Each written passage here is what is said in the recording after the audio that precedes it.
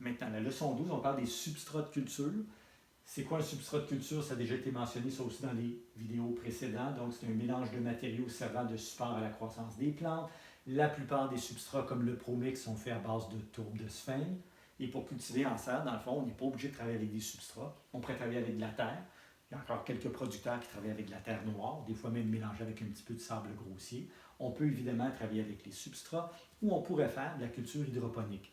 L'inconvénient de la culture hydroponique pour l'horticulture ornementale telle qu'on la pratique, c'est que la culture hydroponique, c'est pratique pour les fleurs ou les fruits. La culture hydroponique n'est pas très pratique dans le cas où on veut vendre la plante. Si on veut vendre les produits de la plante, si on cultive des roses par exemple, on peut cultiver le rosier en hydroponique et cueillir les fleurs et laisser le plant en culture. Quels sont les avantages d'utiliser des substrats plutôt que la terre? Pourquoi on ne prendrait pas de la terre de jardin pour mettre nos plantes en pot à la maison? Et pourquoi les producteurs ne feraient pas ça? Carrément aller chercher de la terre, ça ne coûte rien, il y en a partout. Le problème avec la terre, c'est que c'est très lourd, mal drainé, il peut y avoir des maladies. Alors qu'avec les substrats, vous allez avoir des excellentes propriétés au niveau de l'aération, drainage, rétention en eau, rétention en éléments nutritifs. Donc, c'est des matériaux qui sont très, très poreux. Beaucoup de macropores et de micropores. Donc, c'est des milieux qui sont excellents pour le développement des racines. C'est pratiquement stérile, donc il n'y a pas de champignons là-dedans, il n'y a pas de graines de mauvaises herbes non plus. Et au niveau des manipulations, c'est très facile. Donc pour le transport ou l'entreposage, vous l'avez probablement vu dans les serres, les sacs sont rectangulaires, on les empile les uns sur les autres, c'est du matériel compressé. Donc, c'est les principaux avantages de travailler avec des substrats. C'est la raison pour laquelle la plupart des producteurs travaillent avec des substrats ou des terreaux. Les substrats ont une plus forte porosité que les sols, donc meilleure rétention en eau et meilleure aération. Il y a plus de macropores et de micropores, comme je le disais tantôt, dans un substrat que dans un sol. Dans quelle situation on utilise les substrats? En serre, évidemment, c'est très populaire, je viens de le dire. En pépinière, quand on produit en contenant, des producteurs de vivaces ou d'arbustes qui cultivent dans des pots d'1 gallon ou 2 gallons vont souvent travailler avec ces matériaux-là. Et à la maison, monsieur, madame, tout le monde qui veut rempoter quelques plantes va souvent les acheter dans un centre de jardin, dans une grande chaîne, un sac de Promix ou l'équivalent pour rempoter ces plantes. C'est utilisé en production commerciale, mais c'est aussi utilisé de façon domestique à la maison. Les choix à faire, on les a vus dans une vidéo précédente, il y a plusieurs choix selon qu'on veut quelque chose de plus aéré, de plus drainé, quelque chose qu'on veut pour des semis ou des boutures, des trucs comme ça. Donc il y a plein de mélanges possibles. Chaque compagnie offre plusieurs choix. On peut aussi fabriquer le mélange soi-même. Quelqu'un pourrait dire, moi je vais acheter du Promix BX ordinaire, puis je vais mettre un petit peu de compost dedans, je vais mettre un petit peu de perlite, selon qu'on veut améliorer la rétention en eau, le drainage. Donc je donne des exemples ici. Si on achète un mélange standard, comme les produits Promix ou Fafard ou peu importe, on pourrait par exemple mettre 4 mélanges standards avec une partie de perlite si on veut un mélange plus drainant, ou encore 4 parties d'un mélange standard avec une partie de compost si on veut donner un petit peu plus de rétention en eau à notre mélange. Quels ingrédients on retrouve dans les mélanges commerciaux? C'est souvent les mêmes choses, mais c'est les proportions qui vont changer. Donc, dans un mélange, on trouve normalement de la tourbe de sphène, c'est facilement 75-80% du mélange. Généralement, on va mettre aussi de la perlite pour améliorer le drainage et l'aération. Certaines compagnies ou certains mélanges vont mettre un petit peu de vermiculite aussi pour permettre au mélange de se réhumidifier plus facilement. De la chaux, évidemment, pour corriger le pH. Des agents mouillants pour permettre que la tourbe absorbe l'eau plus facilement et un petit peu d'engrais pour éviter que les plantes meurent de faim. Ça, c'est toutes des choses qui ont été vues un petit peu plus tôt aussi, mais je le rappelle pour que vous puissiez compléter vos notes. Donc, les ingrédients, tourbe de sphène, perlite, souvent de la vermiculite, mais pas toujours, de la chaux, des agents mouillants et des engrais. C'est généralement ça qu'on retrouve dans un sac, par exemple, de Promix. Point suivant, les substrats commerciaux. Chaque compagnie offre différents mélanges, j'en ai parlé un petit peu plus tôt. Les principales compagnies qui vendent et préparent des mélanges, il y a évidemment Premier, qui est très connu avec les produits Promix. La compagnie Berger aussi, qui fait des produits tout aussi bons. Il y a la compagnie Fafard et la compagnie Lambert aussi. C'est toutes des compagnies qui font des produits de qualité, standardisés, préparés par des professionnels. Voici quelques exemples de mélanges offerts par certaines de celles-ci. Donc, pour ceux qui veulent voir d'une compagnie à l'autre, si j'achetais du Promix, mais je veux plutôt travailler avec des produits Lambert ou des produits Berger, par exemple, c'est quoi les équivalents? Bien, chaque compagnie fait des mélanges à usage général. Pour Berger, c'est le BM6. Pour Premier, c'est le Promix BX. Et pour Lambert, c'est le LM-AP. Il y a des mélanges haute porosité. Donc, pour Berger, c'est le BM6 HP, HP pour haute porosité. Le BM4 HP existe aussi. Pour premier, c'est le ProMix HP, une petite erreur ici, là. ProMix HP, et pour Lambert, c'est le LM HP. Il y a des mélanges aussi qui sont spécialisés pour les semis avec une tourbe de sphène plus fine. Donc, pour les semis, avec la compagnie Berger, c'est le BM2. Avec Premier, c'est le ProMix PGX. Et avec Lambert, c'est le LM GPS. Et enfin, depuis quelques années, les compagnies ont commencé à fabriquer des substrats organiques, c'est-à-dire dans lesquels ils ne mettent pas de produits de synthèse, ils ne mettent pas d'engrais chimiques. Généralement, ils vont remplacer ça par un peu de compost.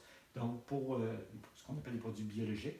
Donc, pour Berger, c'est le OM1, le OM2, le OM4 et le OM6.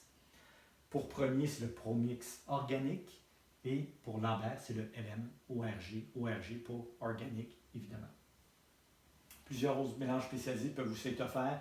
Il y a des mélanges avec mycorhizes, il y a des mélanges avec biofongicides, il y a des mélanges qui contiennent les deux produits en même temps. Évidemment, la mycorhize favorise l'absorption de l'eau et des éléments nutritifs. Les biofongicides vont prévenir certaines maladies fongiques. Il y a des mélanges pour culture biologique, je viens d'en parler, dans lesquels ils ne mettront pas d'engrais de synthèse. Et il y a des mélanges qui sont faits pour bacs et jardinières. Évidemment, dans les bacs et jardinières, le défi, c'est que les plantes ne sèchent pas au gros soleil. Donc, ils vont ajouter des matériaux comme des polymères qui se gonflent d'eau, qui font une très forte rétention en eau. Donc, souvent, les mélanges pour bacs et jardinières, la caractéristique principale, c'est la rétention en eau qui est particulièrement forte. Enfin, les matériaux qui composent les substrats, il y a évidemment la tourbe de sphène qui est le matériau de base, qui constitue, comme je vous disais tantôt, au moins le 3/4 du mélange dans la plupart des cas. C'est quoi les avantages de la tourbe de sphène? Pourquoi on fait tant de mélange avec la tourbe de sphène? Parce que ça a des très belles caractéristiques. Ça retient l'eau, ça retient bien les éléments nutritifs, c'est bien aéré, c'est bien drainé, c'est léger, c'est pratiquement stérile, ça a un pH stable. Donc, évidemment, ça ne contient pas beaucoup d'éléments nutritifs, mais on peut toujours en ajouter. Ça se tasse un petit peu avec le temps, ça se humidifie difficilement quand c'est sèche, mais pour le reste, généralement, c'est un matériau qui a beaucoup de belles qualités. Il y a différents types de tourbe de sphène. La tourbe de sphène grossière, la tourbe de sphène blonde, la tourbe de sphène brune, la tourbe de sphène noire. On a vu ça aussi un petit peu plus tôt dans le montage PowerPoint. Dans les substrats commerciaux, ce qu'on utilise le plus souvent, c'est la tourbe de sphène blonde, mais dans les mélanges pour semis, où on veut des fibres plus fines pour avoir une meilleure rétention en eau et pour éviter que les petites semences se ramassent trop creux, on utilise souvent la tourbe brune. Ça aussi, ça a déjà été mentionné. Et finalement, la tourbe noire qui n'est pas très utile, mais qu'on va des fois utiliser pour faire de la terre noire. Vous avez dans vos notes de cours les différents tableaux. Évidemment, vous n'avez pas besoin de savoir ça par cœur, mais si vous êtes curieux de savoir ça vient d'où, puis ça fait quoi exactement, j'ai donné les grands points, mais vous allez avoir plus de détails dans ces tableaux-là. Donc, on décrit la perlite, les billes de polystyrène qui sont un petit peu un substitut de la perlite, donc ils ont le même rôle d'améliorer le drainage. On parle de la vermiculite qui améliore la rétention en eau, comme je l'ai déjà dit. Le compost fait un petit peu la même chose, améliore la rétention en eau et en plus apporte des éléments nutritifs. La laine de roche, qui n'est pas tellement utilisée dans les mélanges commerciaux, mais qui l'a déjà été un petit peu, c'est dispendieux, mais ça a des très belles caractéristiques. C'est très poreux, très aéré, très bonne rétention en eau. L'écorce compostée qu'on utilise en remplacement partiel de la mousse de tourbe ou de la tourbe de sphène, parce que c'est moins cher et parce que c'est plus écologique. La terre noire qu'on peut utiliser un peu comme le compost pour améliorer la rétention en eau. Le sable grossier pour donner un petit peu de poids, pour que les pots se tiennent bien. Attention, je l'ai déjà mentionné, mais j'y reviens. Le sable grossier mélangé dans un terreau comme du ProMix, ça ne va pas améliorer le drainage. Au contraire, ça va même alourdir le mélange. La fibre de noix de coco qui est de plus en plus populaire, qui est un produit, un substitut de la tourbe de sphène, qui a des caractéristiques supérieures à la tourbe de sphène en ce qui a trait à l'aération et la durabilité. Les polymères, j'en ai parlé un petit peu tantôt pour les mélanges pour bacs et jardinières, donc ça ressemble à du gros sel, et ces matériaux-là vont se gonfler d'eau et vont retenir beaucoup d'eau dans les mélanges pour bacs et jardinières. Le charbon de bois qu'on n'utilise pas tellement, c'est plus pour des mélanges spécifiques. Et les billes d'argile expansée, ce n'est pas des choses qu'on mélange dans des substrats, c'est des choses qu'on peut utiliser tout seul pour faire de la culture hydroponique. Donc, c'est des espèces de grosses billes et on peut mettre la plante directement là-dedans au lieu de la mettre dans un substrat standard. Donc, si on résume, les points les plus importants à retenir, dans le fond, sont ici en rouge. Encore une fois, c'est de compléter vos notes de cours. Donc, pour améliorer le drainage, si on travaille par exemple avec un produit standard et qu'on veut améliorer son drainage, on pourrait ajouter une partie de perlite ou une partie de polystyrène, comme je disais tantôt, à 4 ou 5 parties de mélange standard. Donc, pour améliorer le drainage, on pourrait ajouter de la perlite ou du polystyrène. Polystyrène qui est dans le fond des billes de styrofoam. Pour améliorer l'aération, encore une fois, perlite et polystyrène sont des matériaux qui vont améliorer un petit peu l'aération du mélange. Et on pourrait aussi ajouter de la laine de roche. Enfin, le plus souvent, ce qu'on veut, c'est améliorer la rétention en eau, surtout pour des choses qu'on va mettre en bac à l'extérieur au gros soleil. Donc, je travaille par exemple avec du ProMix standard, du ProMix BX, et je veux que mon mélange retienne plus l'eau. Qu'est-ce que je pourrais ajouter? De la terre noire, du polymère. Le polymère, je rappelle, c'est ce qu'on met dans les mélanges pour bac et jardinière.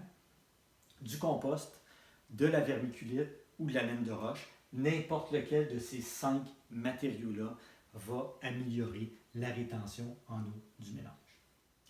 Finalement, dans le bas du cahier, j'ai mis des prix à titre indicatif, combien coûtent à peu près ces matériaux-là. Donc, ça vous donne une idée. J'ai fait quelques petits réajustements de prix. Vous pourriez faire des corrections dans votre cahier si vous voulez. Alors, ça termine la leçon sur la salinité et sur les substrats de culture avec vos notes de cours qui sont maintenant complètes. Vous pouvez passer à l'exercice correspondant.